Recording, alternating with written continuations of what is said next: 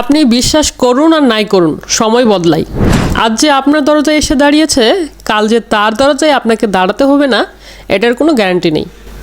সময় সব ঠিক করে দেয়, কখন কাকে কার দরজায় দাঁড়াতে হয়।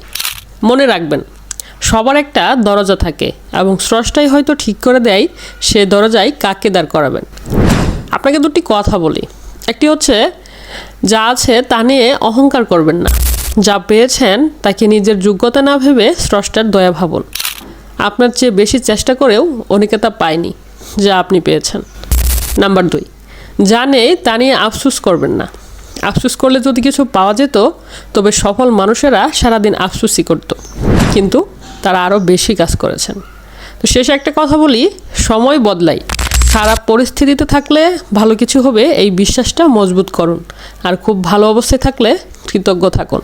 ধন্যবাদ সবাইকে। ভিডিওটি ভালো লাগলে অবশ্যই আমার চ্যানেলটি সাবস্ক্রাইব করে পাশেই থাকবেন এবং লাইক কমেন্ট করে যাবেন। আপনার একটি লাইক কমেন্টে আমার মনে ভালো ভালো ভিডিও তৈরি করার আগ্রহ জন্মাবে। আজ এ পর্যন্তই, আল্লাহ হাফেজ।